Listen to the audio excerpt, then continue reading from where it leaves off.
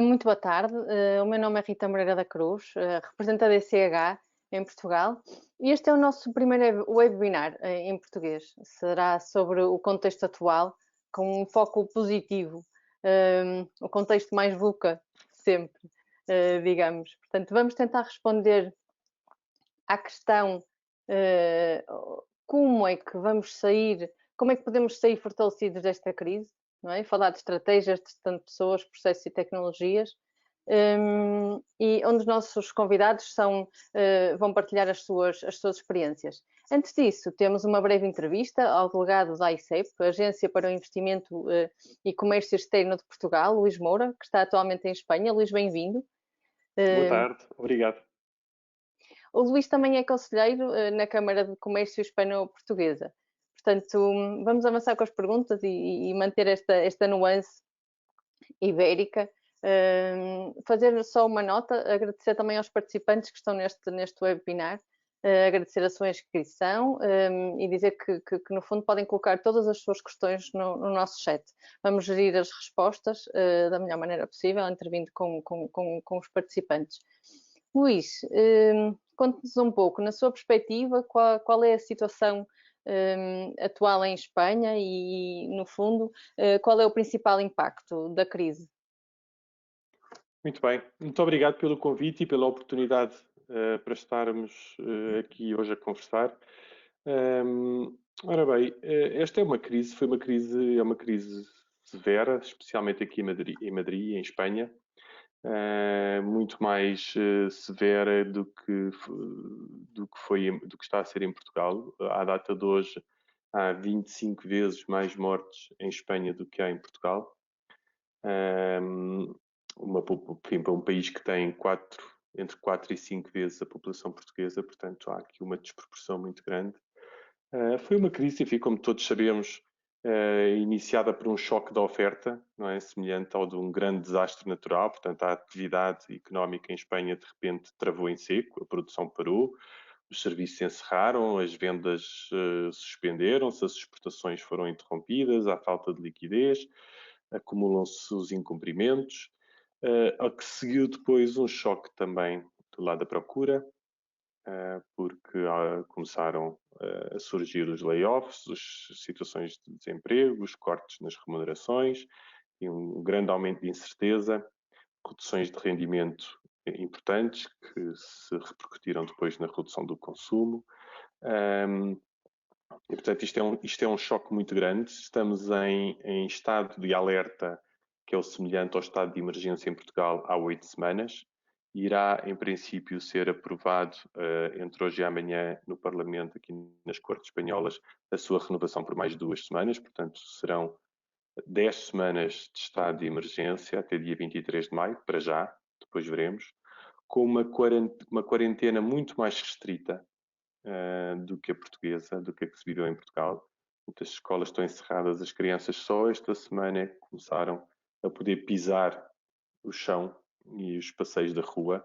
Tiveram 8 semanas enfiadas em casa e por isso, enfim, o consumo naturalmente reduzido ao mínimo essencial dos bens alimentares e dos produtos sanitários e de farmácia.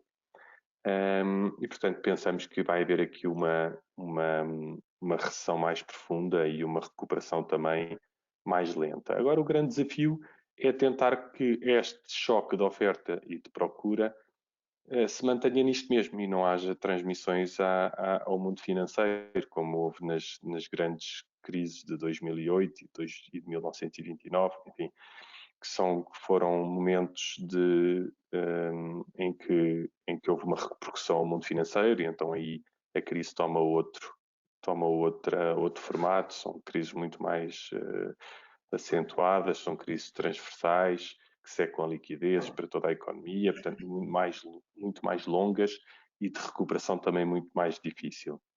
Se nós conseguirmos que esta fique circunscrita a este choque de oferta e procura, enfim, vamos ter aqui 2 anos difíceis, não é? Porque depende muito. Hoje já vinha um artigo no jornal a dizer que 30% da população ativa já está a ser mantida pelo Estado.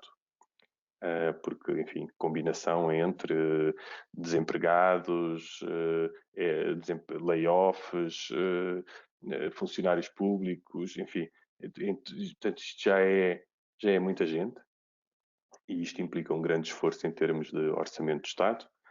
Portanto, mas a verdade é que se, enfim, o BCE manter a sua, enfim, ou implementar a sua incondicionalidade na aquisição de títulos de dívida pública e os Estados conseguirem aumentar o seu endividamento de forma, enfim, relativamente aceitável, embora com aumentos significativos, durante este ano e o próximo, talvez a coisa se mantenha como sendo realmente enfim, um longo ano de 24 meses. Seria um longo ano de 24 meses difícil, mas, enfim, com uma intervenção do Estado importante, apoiada então nessa política fiscal devidamente financiada com dívida. Se isso fosse assim, talvez 2020 o PIB aqui em Espanha talvez acabe, enfim, cerremos o ano com quedas de 11%, que já é muitíssimo elevado, com 2 milhões de novos desempregados e, enfim, um total que ascenderia no total a 5 milhões, portanto, com uma taxa de 21%. No final de 2021, o PIB teria recuperado provavelmente metade, e metade também do emprego perdido, essa seria a expectativa. E, portanto, o saldo líquido seria, talvez ao longo destes 2 anos, uma recessão de 5% com a perda de 1 milhão de empregos. Claro que é dramático e que é muito negativo, mas mesmo assim contrasta com a recessão de 5%, contrasta com a de 10% que foi vivida no período de 2008 a 2012. E o desemprego de 1 milhão também contrasta com o desemprego de 3,7 milhões que se registou na crise anterior. Claro que depois isto, enfim, seria a primeira etapa, depois em 22, 23 teria que se ajustar, enfim, teria que haver aqui um grande plano de ajuste e enfim, de pagamento de toda esta dívida e, portanto, não seria uma panaceia, mas seriam anos também com desafios, mas talvez assim se pudesse, enfim, continuar e evoluir. Luís, voltando aqui para a área positiva, não é? Olhando que todos os grandes desafios, no fundo, têm sempre um crescimento. Os desafios tornam-nos mais fortes de alguma forma. Como é que poderemos ser reforçados desta situação, na sua Bom, opinião? agora, eu penso que, enfim, a vontade é que se intervenha e é de tentar resolver esta situação o mais rapidamente possível. A relação bilateral entre Portugal e Espanha tem tido uma evolução muitíssimo positiva ao longo dos últimos anos. O volume de trocas comerciais bilateral já superava, no final de 2019, os 46 mil milhões de euros, e isso já são montantes muito significativos. Em janeiro e fevereiro deste ano, de 2020, as exportações portuguesas para a Espanha aumentaram 8,8%. Espanha representa cerca de 25% das exportações portuguesas, e só para terem uma ideia, na última série de 20 anos de trocas bilaterais, o volume de trocas multiplicou por 4. E a posição de Portugal, enfim, é uma posição deficitária, como não pode deixar de ser, porque são economias de tamanho completamente diferente. Mas há 20 anos tínhamos um coeficiente de cobertura das nossas exportações na ordem dos 45% e hoje em dia já supera os 70%. Portanto, a posição de Portugal nesta relação tem sido também ganhadora e muito interessante. O que é que nós já vínhamos a assistir e agora, então, tentando passar essa mensagem positiva, o que é que nós já vínhamos a assistir nos últimos anos era realmente a um questionar por parte das empresas espanholas das opções que tomaram aqui há 20 anos de procura de cadeias de produção longínquas, não é? Primeiro, quando foi o despertar do processo de globalização, em que de repente se percebeu que do outro lado do mundo se produzia muitíssimo mais barato, e então saltou-se tudo. Saltaram as grandes empresas espanholas, saltaram todas para aprovisionamentos nessas geografias. Agora o que nós sentíamos era que estavam a regressar pouco a pouco. substituir esse offshore por um nearshore. Porquê? Porque, por um lado, porque a procura está a mudar, não é? E, portanto, há aqui uma tendência do consumidor de querer produtos diferenciados, há uma sensibilidade cada vez maior com o meio ambiente, com a sustentabilidade. E, por outro lado, a oferta nos seus processos de digitalização e nos seus processos, enfim, no âmbito desta grande revolução também da Agenda 4.0, já permitia uma flexibilidade da produção que era muito interessante, a capacidade de produzir séries mais curtas e entregas mais rápidas, mais frequentes, mais faseadas, encaixava muito bem neste novo paradigma de consumo em que já não há só duas estações, por exemplo, de roupa, há lançamentos de produtos a cada instante, as pessoas já não querem ter exatamente o mesmo produto todas iguais, querem que seja ligeiramente diferenciado, às vezes algumas até quase personalizado. E, portanto, a gente já sentia que havia aqui uma grande procura pela proximidade. E depois, por outro lado, Portugal ter conseguido manter, ao longo destes últimos anos, manter e modernizado as suas competências produtivas, não é? Porque, enquanto muitos países e em alguns setores Espanha é paradigmático, perderam a capacidade produtiva. Portugal, não. Portugal aproveitou esta última década de pós-crise para se modernizar, para incorporar tecnologia, incorporar design, incorporar inovação, e hoje em dia as empresas portuguesas têm realmente uma proposta de valor que é muito competitiva no espaço europeu e Espanha valoriza muito isso. E, portanto, nós vemos que isso já estava em crescendo, essa tendência pela proximidade já estava em crescendo, e vemos agora que isto vai ser tudo reforçado, não é? Porque as empresas vão precisar, a somar a esta necessidade de proximidade e de flexibilidade, vão necessitar de segurança, vão necessitar de seguranças de abastecimento. Quer dizer, não, esta crise veio-nos de repente mostrar que dependia o mundo inteiro de quase de um só produtor e, portanto, tínhamos que entrar aí em filas de espera complicadas para produtos que são essenciais. E mesmo uns mais que outros, mas em que dependíamos muito de uma só zona geográfica do mundo e, portanto, que isso dá base também a processos depois de transação, enfim, mais complicados e uma dependência que hoje em dia é difícil de aceitar. Portanto, o que nós vemos aqui sair desta crise é, embora estes, como eu dizia no início, estes próximos anos vão ser anos difíceis, de grande desafio, e é preciso estarmos todos preparados e é preciso falar deles e é preciso aceitá-los. Não vale a pena escamotear e dizermos, não, isto já vai passar. Não, quer dizer, vai ser e na melhor das hipóteses é como eu dizia, quer dizer, na melhor das hipóteses o PIB, a riqueza de 2019 será retomada se calhar no final de 2022.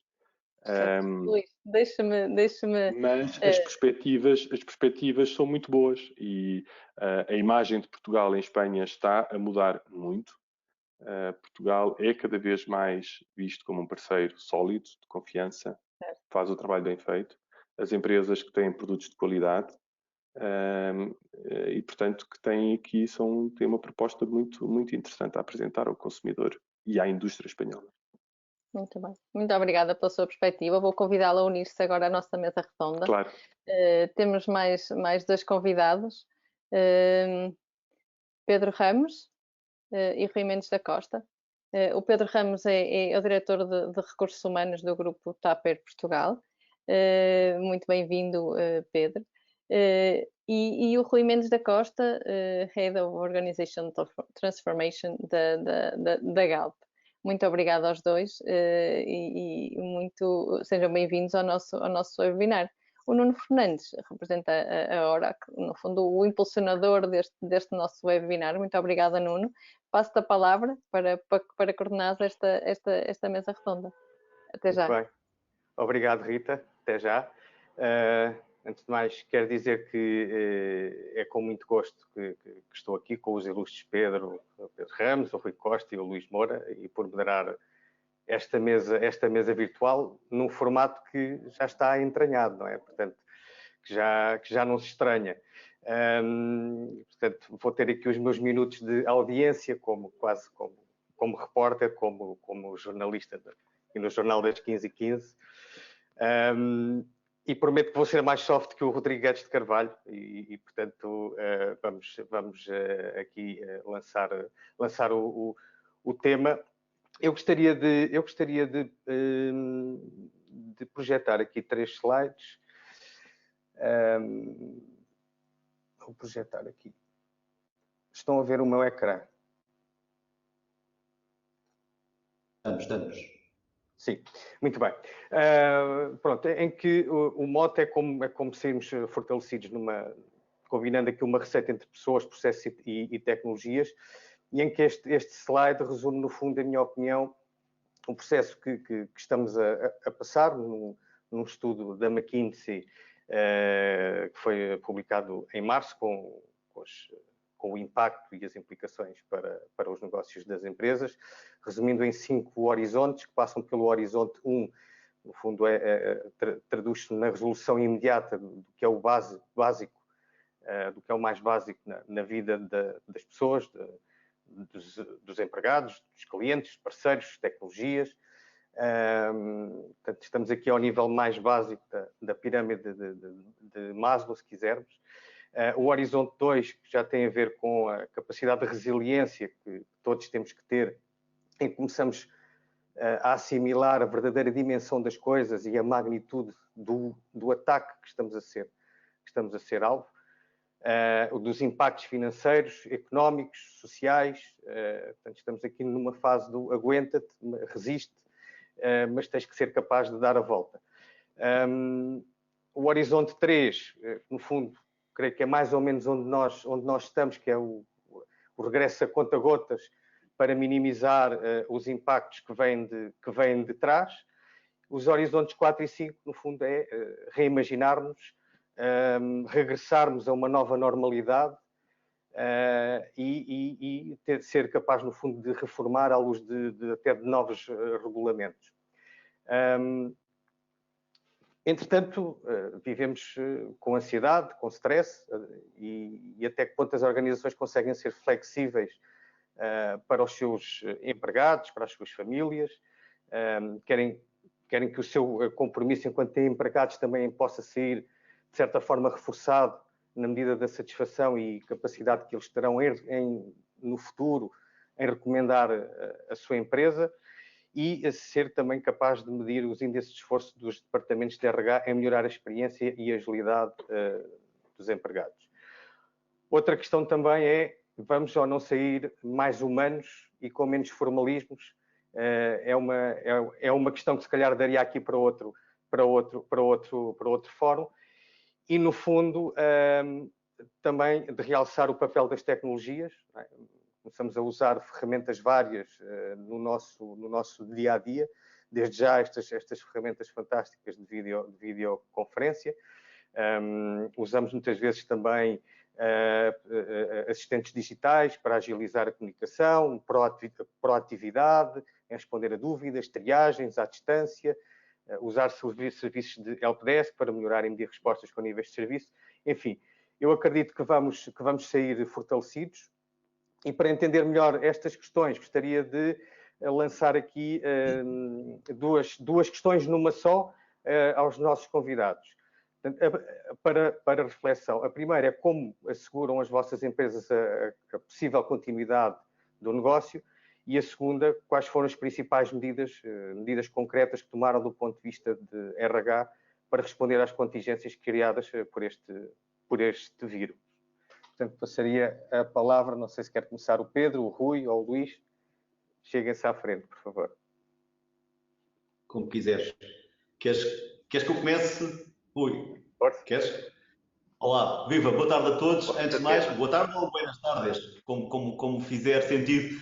E muito obrigado ao DCH por este convite. É sempre bom nós partilharmos, até porque, de facto, as tecnologias, no meio disto tudo, vieram-nos aproximar e fazer com que este partilhar faça mais sentido e cada vez faça mais sentido. Muito obrigado pelo convite. Eu sou diretor de Recursos Humanos do Grupo TAP Air Portugal. Enfim, companhia aérea, como nós sabemos, o setor da aviação foi o primeiro a sentir os efeitos desta tremenda crise. e eventualmente será dos últimos que vai sair destes mesmos efeitos. E, portanto, temos aqui uma janela temporal bastante mais alargada, se calhar, do que é a expectativa de outros setores em termos da gestão de crise, desta gestão de RH, já que falaram em RH, eu não gosto muito do conceito de RH, gosto mais de gestão de pessoas e, de facto, o tema deste debate tem muito a ver com a gestão de pessoas, no fundo, as estratégias da gestão de pessoas, de facto, como é que nós podemos gerir isto. Em relação às tuas perguntas, em concreto, de facto, e antes de responder de forma absolutamente direta, eu gostava de dizer que é especialmente feliz este título deste nosso debate, desta nossa mesa redonda, quando diz como sair fortalecidos desta crise. Ora, isso remete para a palavra sair mais fortes. No fundo, esta ideia de que é possível, de facto, e eu sou um otimista, gosto de ver sempre o lado do copo meio cheio, como é que é possível, de facto, sair mais fortes deste processo. E é possível se nós transformarmos isto num enorme processo vivido, sofrido, mas um enorme processo de aprendizagem. E eu acho que esta é uma primeira palavra que pode ser lançada para esta, no fundo, esta primeira acha, para esta fogueira deste debate, que é de facto este tema de todo o learning associado a este momento, de facto, que estamos a viver. Aliás, o facto de estarmos aqui neste momento utilizando esta tecnologia foi uma coisa que nós também tivemos que aprender à força e rapidamente para todos continuarmos conectados e continuarmos a fazer, de facto, o nosso trabalho.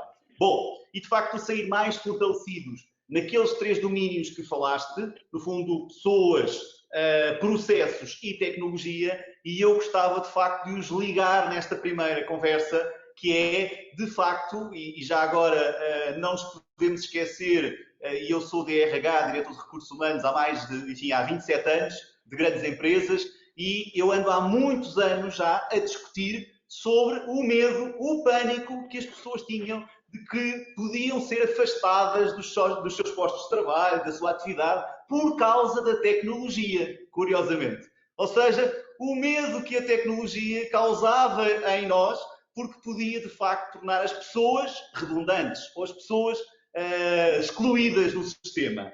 Ora, uma primeira aprendizagem, e eu acho que nós vamos sair mais fortes deste processo, porque todos estamos neste momento a aprender que exatamente com a tecnologia nós todos e as empresas podemos sair mais humanos.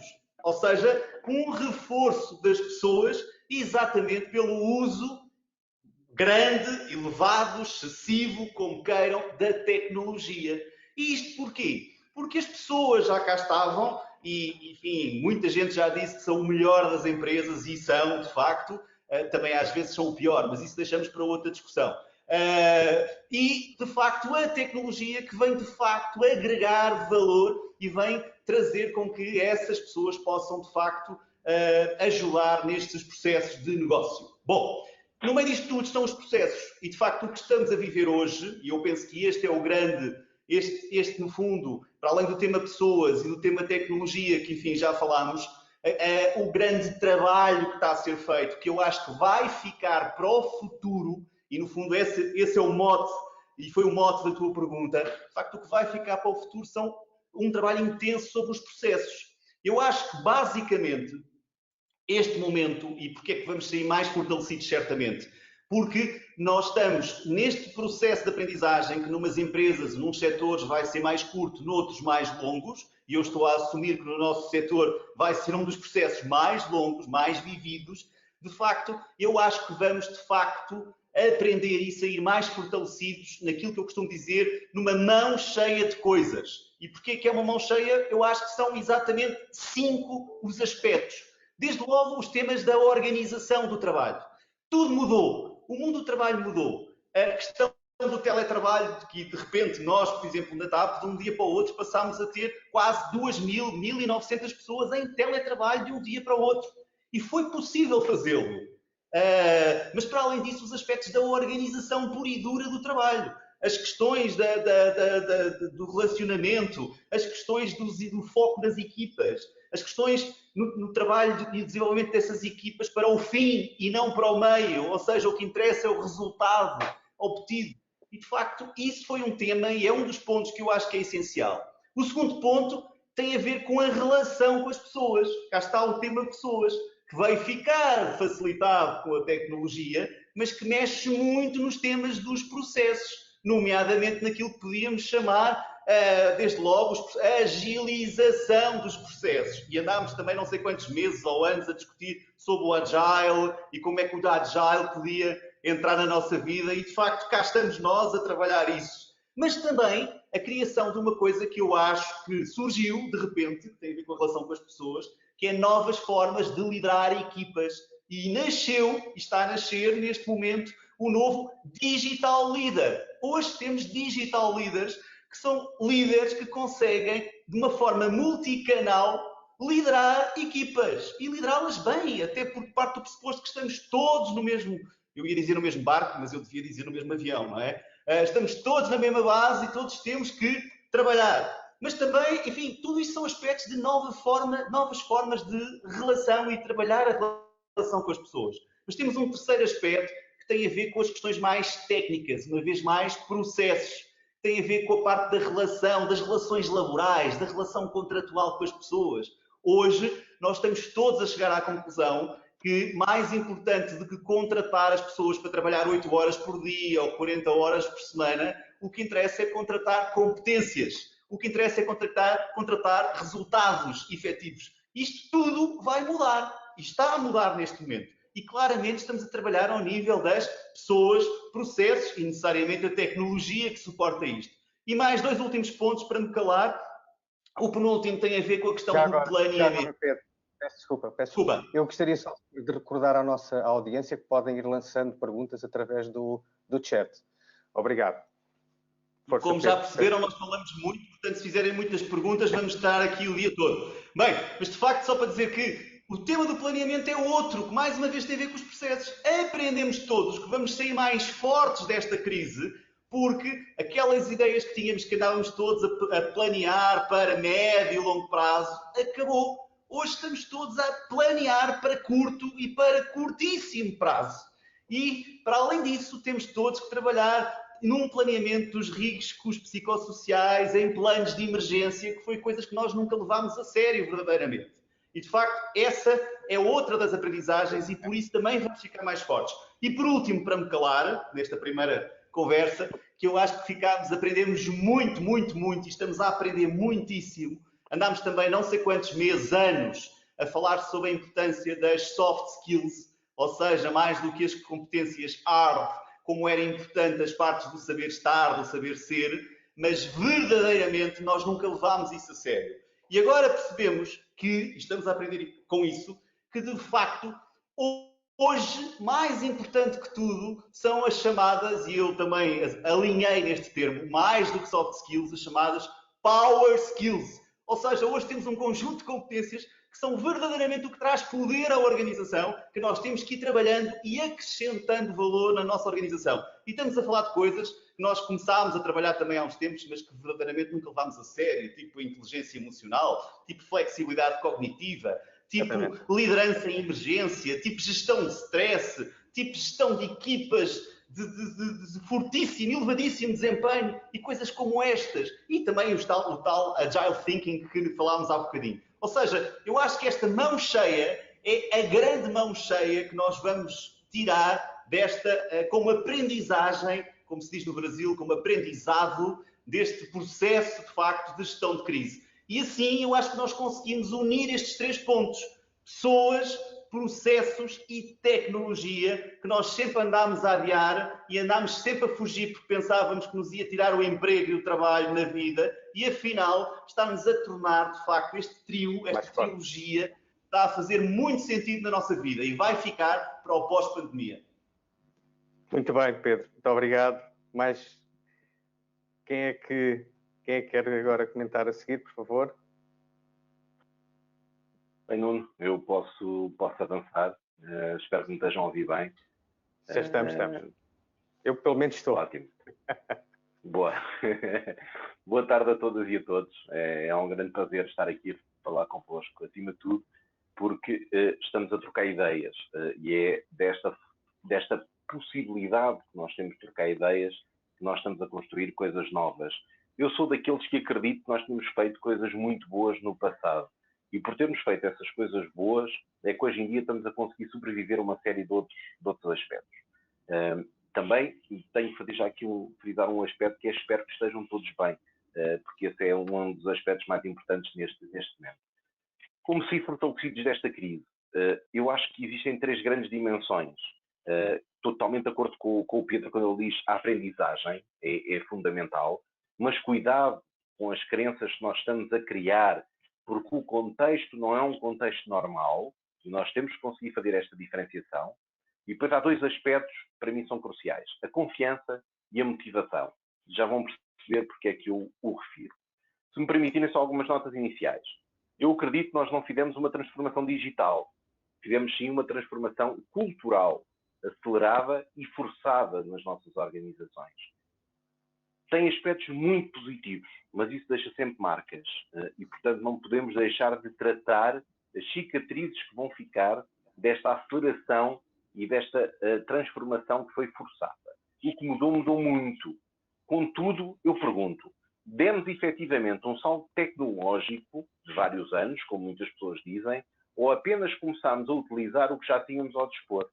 E eu acho que se muitos de nós fizermos esta reflexão, nós estamos a utilizar coisas que já existiam há muitos anos. Por que é que não as utilizávamos antes? Ok. Por outro lado, é totalmente diferente falarmos de trabalho em home office, não é? Quando estamos num contexto por opção ou por oposição. Este simples facto muda tudo. Pelo que não podemos fazer comparações lineares, nem avaliar o teletrabalho somente com base no momento atual. Aliás, o teletrabalho era apontado como um dos principais fatores de conciliação da vida pessoal com a vida profissional e hoje em dia ouço muita gente a dizer que está com os cabelos em pé com esta conciliação. Não é contraditório. O contexto e as variáveis é que são completamente diferentes. Nós sabemos por vários estudos que o home office, e em home office, as pessoas acabam invariavelmente por trabalhar mais, não obrigatoriamente melhor. E este é outro aspecto fundamental. Mas com disciplina individual, isto é possível. Com desafio. E eu acho que a palavra-chave cada vez mais é o desafio. Independentemente de nós estarmos em teletrabalho, temos que continuar a ter os desafios. Esqueçam o engagement, falem de desafios, desafiem as vossas pessoas. Para mim, transformação neste contexto significa novas formas de trabalho e novas atitudes. As aplicações, os softwares, as ferramentas, são por si só isso mesmo. Não garantem qualquer tipo de mudança. Um dos temas cruciais, como eu já referi, está muito centrado na confiança. Já se falou de medo. Eu prefiro falar de confiança. A confiança é realmente o que pode mudar tudo. E a boa notícia é que pode ser algo que nós também podemos aprender. Segundo Stephen Covey, confiança é acreditar. Confiança é um misto de caráter e de competências. Nós temos que dar confiança para recebermos confiança. E não estou a falar só de liderança. Eu aqui estou a falar nas organizações no seu todo. A verdade é que quando não existe confiança, desce a velocidade e aumentam os custos. Por outro lado, quando a confiança decresce, também decresce a alegria e a energia que as pessoas colocam nas coisas. Temos que mudar isto. Agora vivemos um clima de algum medo. É normal. Pelo que se torna ainda mais importante trabalhar a confiança. Isto será fundamental para a nossa economia, para as nossas organizações. Noutra ótica, e sobre um estudo publicado, que foi recentemente publicado na Harvard Business Review, é importante observar que trabalhar em casa pode conduzir à redução da motivação. Na verdade, e numa fase inicial, a generalidade das empresas e das lideranças apressaram-se a assegurar um primeiro nível, assegurar que as ferramentas digitais e tecnológicas estavam operacionais, que existiam processos bem definidos e que as pessoas estavam permanentemente ligadas. Agora surge o segundo nível, que é muito mais complexo e muito mais crítico, que é garantir a motivação das pessoas. Isto porque sabemos que num cenário de crise como este, as pessoas tendem a adotar uma abordagem muito mais tática. Respondem às solicitações, seguem o que está aprovado, ao invés de apostarem na resolução de novos e maiores problemas que os negócios possam estar a enfrentar. Como é que nós na Galp gerimos todo este contexto? Nós temos realidades muito diferentes. nós estamos em países com contextos muito diferentes. Se nós, por exemplo, em Portugal e em Espanha, estamos a começar a falar no regresso ao escritório, no Brasil e em muitos países da África, nós estamos ainda muito distantes dessa realidade. E, portanto, temos que fazer este ajuste. E, importante, nós continuamos sempre a pensar no futuro, sempre a pensar no médio e no longo prazo. Nós continuamos a ter esperança. Isso, em termos de mentalidade, é essencial. Okay? Nos escritórios, nós temos praticamente todas as pessoas 100% em teletrabalho, garantimos as ferramentas, preparamos as pessoas, demos formação, acompanhamos as pessoas, mas depois temos realidades como os operadores das refinarias, os nossos colegas estão nos postos de abastecimento, os piquetes de gás e eletricidade, que têm que continuar a assegurar a atividade do dia-a-dia. E aí a nossa grande aposta foi nas medidas de segurança, muito para além até do que aquilo que a DGS recomendava. Porquê? Porque tínhamos que garantir a confiança, quer das pessoas que estavam a trabalhar, quer das pessoas com quem as pessoas da Galp contactavam. E, portanto, os EPIs foram também fundamentais. EPIs, os equipamentos de proteção individual. Por exemplo, nos nossos postos, o atendimento começou a ser feito com porta fechada nas lojas, através de janelas de atendimento. Apostámos também muito e de forma muito efetiva na cibersegurança. Nós vimos o que é que aconteceu nos últimos tempos. Ouvimos tudo aquilo que se disse do Zoom, a situação que aconteceu lamentavelmente com a EDP. A cibersegurança passou a ser também um tema muito mais efetivo. Fizemos também um questionário interno, em que auscultámos as nossas pessoas, percebemos quais eram as suas dores. Qual foi aqui a surpresa? É que as coisas até correram muito bem. Os resultados foram bastante positivos. Não tenho dúvida que o teletrabalho continuará no futuro e de forma cada vez mais crescente. Apostamos também numa comunicação muito forte, não institucional e não informativa. Fomos para uma comunicação que era claramente formativa e motivacional. Claro que, como quase todas as empresas, passámos a nossa formação para uma vertente digital. Não cancelámos nada daquilo que fosse relevante. Mas sou honesto, esperamos voltar a um aspecto mais transformacional da aprendizagem. Nós não acreditamos que esta aprendizagem digital seja transformacional por si só. Pode ser um bom complemento, mas temos que voltar a ter as emoções, temos que voltar a ter uma série de predicados que são fundamentais para que a formação seja efetiva. Bem, estamos também a garantir o bem-estar das nossas pessoas, até de forma digital, porque isto também é fundamental. O regresso ao trabalho prepara-se hoje. Nós estamos a proporcionar às pessoas a possibilidade de fazerem meditação, fazerem ginástica online, aconselhamento psicológico, aconselhamento jurídico, financeiro. Estamos neste momento a preparar o regresso ao escritório. E eu fiz que é regresso ao escritório, não é regresso ao trabalho. Porque as pessoas estiveram sempre a trabalhar. E este regresso será muito faseado. Estou mesmo a terminar. Este regresso será muito faseado. Nós vamos, de certeza, criar 3 turnos a partir de junho, em que as pessoas regressam ao escritório durante 2 semanas, voltam para casa. Há 3 turnos que se vão dividindo nas equipas. Temos especial atenção aos espaços comuns, é fundamental. Os elevadores, então, têm que ser muito bem estudados. Vamos garantir os equipamentos de segurança. Instalamos câmaras térmicas, por exemplo, para ler a temperatura das pessoas quando elas estão a entrar. E temos, por exemplo, um pormenor, andares específicos para recebermos pessoas externas. As pessoas não podem ir aos nossos pisos de trabalho. Há um piso que está totalmente preparado para isto. Nunca nada ficará como a mesma. Temos aqui muita flexibilidade a explorar. O que me parece mesmo fundamental é a responsabilidade de todas as pessoas. As pessoas pensarem, não sou eu, somos todos. Eu acredito nas pessoas e, portanto, acredito que vamos conseguir ultrapassar tudo isto. E como escreveu de forma brilhante Miguel Tórga, o destino destina, mas o resto é comigo. Muito bem, brilhante, Rui. Muito obrigado. Luís, alguma reflexão depois também da... Eu até me custa seguir-vos e seguir a citação do Miguel Tórga. Não, dar-vos conta que também na perspectiva destas entidades, enfim, mais institucionais, com peso, enfim, há entidades governamentais, eu estou dentro da embaixada, portanto são estruturas um bocadinho, à partida, menos flexíveis. Houve desde o primeiro instante a percepção de que algo novo se estava aqui a criar. E que o relacionamento laboral e o relacionamento de trabalho em equipa nos escritórios e o mix, escritório, casa, o teletrabalho, isto veio para ficar. As pessoas realmente têm que se sentir seguras, têm que se sentir cómodas, confortáveis, não nas cadeiras, mas enfim, na sua vida, sentir que conseguem atender as várias facetas da vida, e a verdade é que se consegue. Hoje em dia, a ICEP está toda a trabalhar em todo o mundo, e temos mais de 40 delegações pelo mundo, todo o mundo a trabalhar de casa. Temos agendamentos com as empresas, tal qual como estamos a fazer aqui. Portanto, em vez de termos as reuniões com as empresas no escritório, estamos a tê-las aqui, estamos a apoiá-las da mesma maneira, temos acesso a toda a informação, a as nossas bases de dados, os nossos contactos. De um simples laptop tem-se acesso a isso tudo.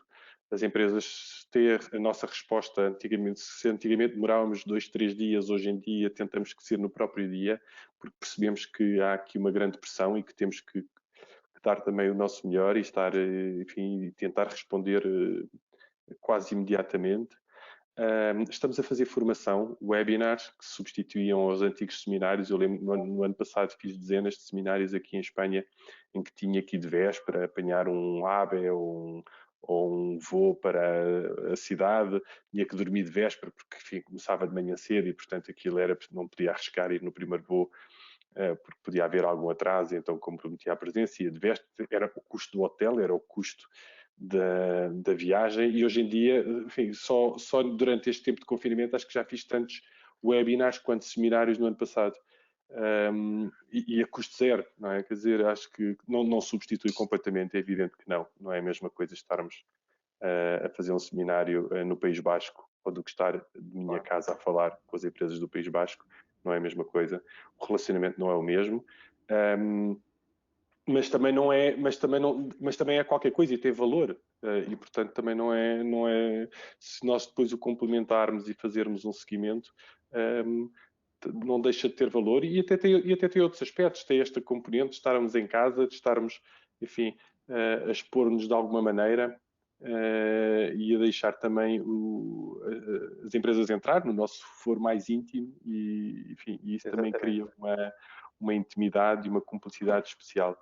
Portanto, estamos a fazer webinars, estamos a fazer visitas virtuais a empresas, estamos a fazer com compradores espanhóis, por exemplo, levá-los através da web a visitar virtualmente empresas portuguesas. Estamos a fazer visitas virtuais com jornalistas.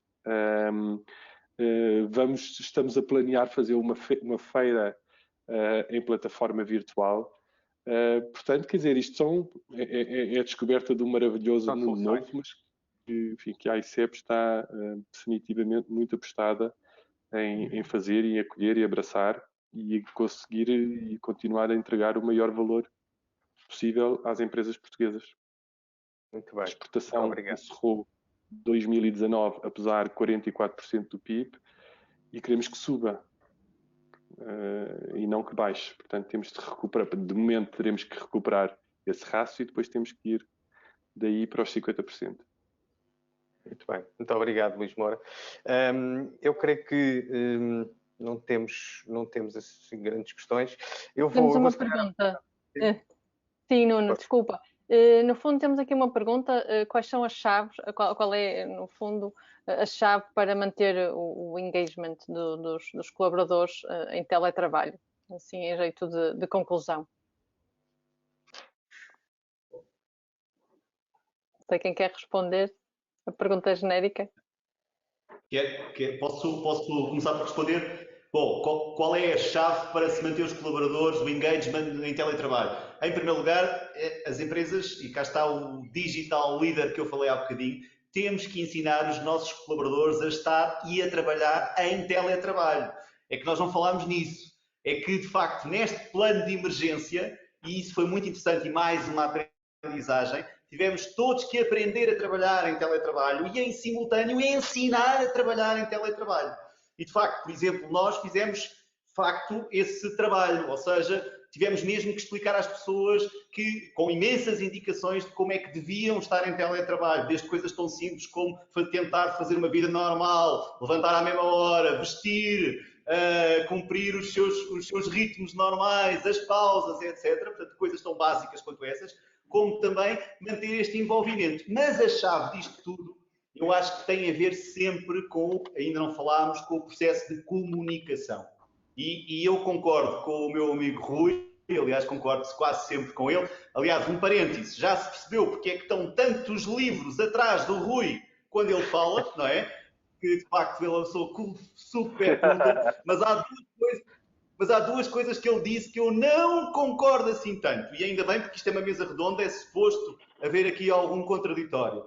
Em primeiro lugar, eu acho que de facto o tema da cultura da organização, eu acho que isto não é um momento para a cultura da organização, porque a cultura não muda assim. Isto é a minha opinião.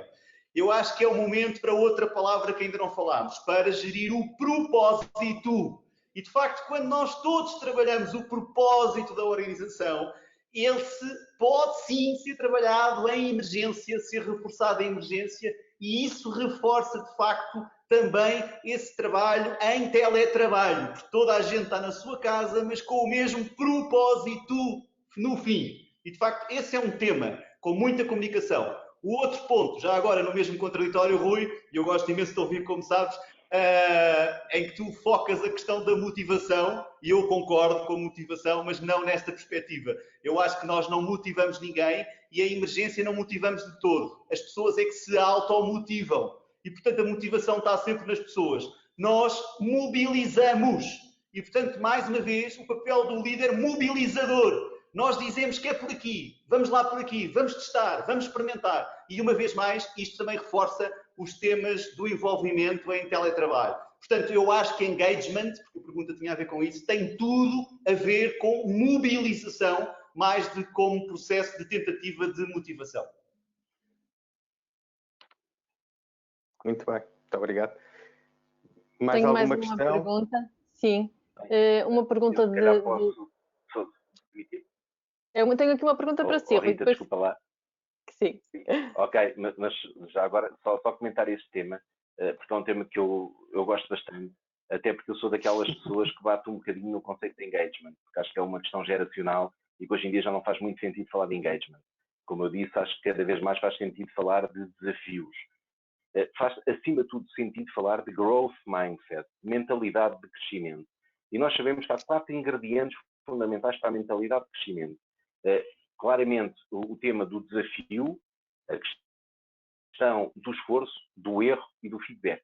E nós temos que manter estes 4 ingredientes, quer estejamos no escritório, quer estejamos em teletrabalho. Também o tema da cultura. Eu sou daqueles que defendo que quando é que se vê realmente a cultura de uma organização? É quando nós estamos em crise. É quando as coisas estão realmente complicadas. Aí é que se vê verdadeiramente o que é cultura. E é aí, muitas vezes, nós temos de trabalhar a cultura. Porque quando tudo está bem, às vezes as coisas não passam de um statement, ok? E depois reforçar o tema, para mim, é fundamental. A confiança. E se eu sou um grande defensor de muitos processos que devem ser trabalhados bottom-up, se há temas em que eu acho que nós temos de trabalhar top-down, é o tema da confiança. E há 13 comportamentos que eu acho que são fundamentais para nós trabalharmos a confiança nas nossas organizações. O falar de forma direta, o demonstrar respeito, criar transparência, errar no que é certo, sermos também inovadores no que erramos, nunca errar 2 vezes na mesma coisa. Temos aqui também o tema da vulnerabilidade, mostrar lealdade, entregar resultados, tentar ser todos os dias melhor, confrontar a realidade, não aceitar o status quo, quer sejamos nós em teletrabalho ou no escritório. Clarificar expectativas, e isto tem muito também a ver com o propósito. Praticar a responsabilidade, ouvir em primeiro lugar, saber gerir compromissos. E compromissos não é pedir e aceitar. E depois inspirar e disseminar a confiança. Muito bem. Obrigada, Rui. Tenho aqui mais 2 ou 3 perguntas. Uma para o Rui em particular, que é em jeito de comentário, uma pergunta de Eduardo Leitão. Quem não confia nos outros não é gerador de confiança. Concordo. Aliás, eu acho que referi que nós, para recebermos confiança, nós temos que dar confiança, certo? A confiança tem muito a ver com a questão da credibilidade e da competência. E, portanto, são 2 vertentes. Há pessoas que são extremamente competentes, mas nós não conseguimos à mesma confiar nelas. porque ou não cumprem prazos, ou não respondem exatamente. Portanto, nós temos que conseguir gerir estas duas variáveis. Credibilidade, sermos credíveis e sermos competentes. E, portanto, também não podemos esperar que uma pessoa confie em nós se nós não confiarmos nessa pessoa. Estou absolutamente de acordo com o Eduardo. E já agora dou a minha boa tarde ao Eduardo, porque o Eduardo é meu colega. Muito bem. Como motivamos os colaboradores nesta mudança digital? Qual é, assim, a chave principal? Aqui de Inácio Garcia. Quem quer Pedro, responder? queres avançar? Para não estar aqui só eu a falar. Quem? Eu? Sim. Desculpa, agora tive aqui uma pequena falha. A pergunta é como é que motivamos os colaboradores Nesta mudança digital. Sim, nesta grande mudança digital que estamos a viver neste momento. Olha, como eu disse há bocadinho, os colaboradores é que se vão sentir motivados. Nós vamos dizer-lhes que este deve ser o caminho, esta é a forma de fazer. E eu acho que há uma coisa fantástica, já agora, que tem tudo a ver com isto. Enfim, obviamente às vezes parece que é um bocadinho só as palavras, mas vemos de um lado ou vemos do outro. Eu acho que há aqui um tema, e isto de facto o Rui tem toda a razão, nós temos que ser confiantes e confiáveis, não é? No fundo as coisas funcionam sempre nos dois sentidos, obviamente. E o tema da questão digital, eu acho que era um tema que tinha algumas barreiras, era um desafio enorme e tinha algumas barreiras, porque as pessoas achavam que de facto podiam tornar-se redundantes, podiam deixar de ser necessárias. E eu acho que o facto de, neste momento, líderes e liderados partirem da base zero, ou seja, há uma primeira premissa que é ninguém sabe onde é que está, ninguém sabe para onde é que vai, o que é fantástico, que é uma premissa extraordinária. Então, se estamos todos na mesma base, estamos todos na mesma página, vamos lá folhear o livro ao mesmo tempo. E isso tem sido extraordinário. E, de facto, eu tenho acompanhado processos desse género, que é o derrubar dessas barreiras do medo do digital, etc. Antes, pelo contrário, estamos todos a aprender. Eu próprio hoje passo o dia em reuniões via Teams, passo a publicidade, enfim, em reuniões via Zoom, em reuniões no Skype, em reuniões em todo lado, dar aulas no Zoom. De facto, e eu aprendi isso. E ao mesmo tempo que vou aprendendo, vou envolvendo as pessoas que estão comigo e que colaboram comigo e que trabalham comigo nessas aprendizagens. E, portanto, esta é a melhor forma de, mobilizando, as pessoas se sentirem automotivadas a seguir este caminho. E, a dado momento, hoje, nós, de facto, neste mês, ou 2 meses, ou 3 meses de crise que temos, já, para certeza que se fôssemos fazer esta avaliação, passávamos de uma base de infos, se tivéssemos aqui uma máquina qualquer para avaliar a info-exclusão, certeza que os nossos colaboradores já tinham evoluído muitíssimo neste processo de transformação digital, porque eles próprios se atualizaram e trabalharam. Basta terem ido para casa, por exemplo, e tiveram que eles próprios ajudar a instalar programas, etc., para poder continuar a trabalhar e a produzir, etc. E isso fê-los envolverem-se. E, portanto, isto é sempre a base, que é o envolvimento das pessoas nas suas descobertas, nas suas aprendizagens, no ultrapassar dos seus desafios. Eu acho que esta é a melhor forma. É isto que eu chamo de mobilizar na ótica do líder, e é isto que eu chamo de automotivar na ótica do liderado. No fundo, estamos a falar de duas faces da mesma moeda. Muito bem. Só tenho assim uma pergunta muito rápida. Dora Martins, dê-nos os parabéns pela reflexão. Das frases já vividas desta crise e das transformações necessárias / obrigatórias, o que é que identificaram como sendo para manter pós-crise e porquê? Uma resposta assim muito rápida. Quem é que quer, quem se anima a responder esta pergunta? Rita, eu posso começar, mas vou só aqui ainda pegar na pergunta anterior. Desculpa lá, eu sei que sou um indisciplinado, mas não posso deixar de falar deste tema da motivação. Ainda há pouco se falou aqui da pirâmide de Maslow. A verdade é que vários estudos hoje em dia provam que aquilo não é uma coisa sequencial. Tem que acontecer tudo ao mesmo tempo. E estou absolutamente de acordo com o Pedro. Quando nós falamos de motivação, são as pessoas que se automotivam. Agora nós temos que criar as condições para que as pessoas possam motivar. E acho que é muito esse o trabalho dos líderes e das áreas de gestão de pessoas. Para mim, há uma forma que é a melhor forma de nós motivarmos quem quer que seja, que é pelo exemplo. E o exemplo é uma coisa tão maltratada nas nossas organizações. Agora, o que é que vai ficar para o futuro? Eu acho que essa é a pergunta não de $1 milhão, mas se calhar de 3 ou 4 milhões de dólares. Porque, na verdade, nós não sabemos o que é que vai ficar. Eu sou daqueles que espero que algumas coisas voltem atrás. Sou honesto. Ainda há pouco falei disso. Em termos de aprendizagem, nós levamos tudo para o digital, condiciona a parte transformacional. Acredito, de certa forma, que este contacto social, a forma como nós nos relacionamos, vai mudar, de certa forma. Também acredito que as empresas vão começar a ver até a questão dos espaços de trabalho e tudo isso de uma forma diferente. Acho que cada vez mais nós vamos trabalhar em teletrabalho. Até aquelas organizações que ainda pensavam, o teletrabalho é a melhor forma das minhas pessoas arranjarem mais um dia extra de férias. Isso acho que acabou, sinceramente. E, portanto, eu acredito que esta nova forma de nós trabalharmos vai continuar. Por exemplo, para algo como nós estamos a fazer aqui, eu acho que o digital funciona perfeitamente. Não é preciso estarmos presentes. Para outras, já não será tão linear. Eu acho que muita coisa vai ficar. Mas eu também acho que noutras, nós até vamos voltar um ponto atrás. Porque nós somos humanos. E não nos podemos esquecer que nós temos o nosso sistema reptiliano e temos o nosso sistema límbico. E precisamos trabalhar com eles. E eles têm estado aqui um bocadinho a ser contrariados. E, portanto, nós vamos depois deixá-los andar a evoluir. Aliás, viu-se mal houve esta questão do desconfinamento. Eu, pelo menos, olho aqui da minha janela e vejo até mais movimento do que via em dias normais. Portanto, isto é humano. E é esta a questão. Nós, como somos humanos, nós temos que cada vez mais ser ainda mais humanos. Porque neste momento de transformação, que alguns dizem que é acelerada, outros dizem que é exponencial, a única forma de nós sobrevivermos e a única forma de sermos felizes é sermos cada vez mais humanos. É aí que podemos fazer a diferença. Aquelas teorias que existiam da simbiose entre o homem e a máquina desapareceram completamente. Portanto, nós temos que ser mais humanos. E se nós queremos ser mais humanos, eu também acredito que em alguns aspectos nós vamos dar passos atrás. Noutros aspectos nós não vamos dar passos em frente, vamos fazer corridas. Vão ser corridas até bastante aceleradas. Agora, eu acho que ninguém pode neste momento dizer o que é que se vai manter e o que é que vai mudar.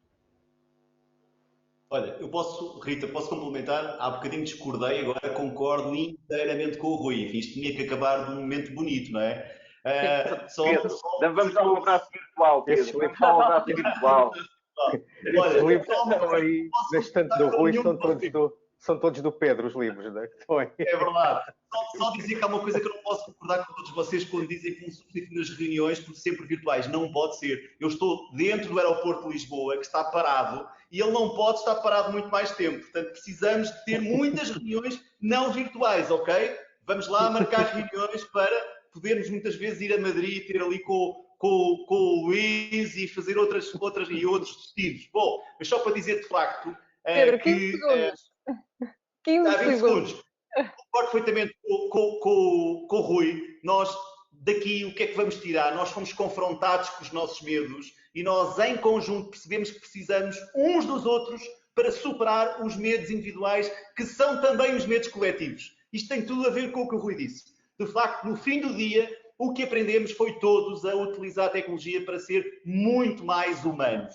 E, de facto, esta é, no fim do dia, a grande aprendizagem que estamos todos a ter com esta pandemia, que infelizmente nos caiu ao colo, mas que eu acho que nós estamos a saber aproveitar em termos de lógica e de aprendizagem. Rita, posso só dizer uma coisa? Claro. E depois encerro. Pronto, eu acho que sobretudo, também as organizações estão-se a tornar menos formais, acho eu. E aquilo que assistimos nestas sessões webs, muitas vezes com a família em casa, o meu filho, por exemplo, aqui numa sala contígua, a ouvir-me falar, finalmente ele sabe aquilo que o pai faz. Não é que não fique, se calhar, mais confuso, mas pronto,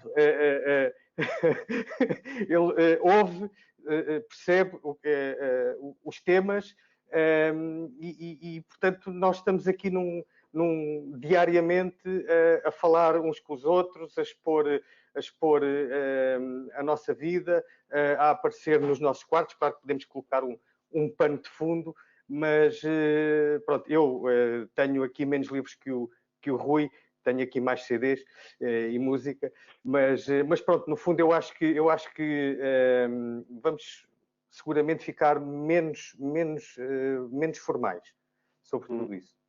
Também, muito bem. É a minha visão. Muito obrigada. Nós continuávamos aqui imenso tempo a conversar.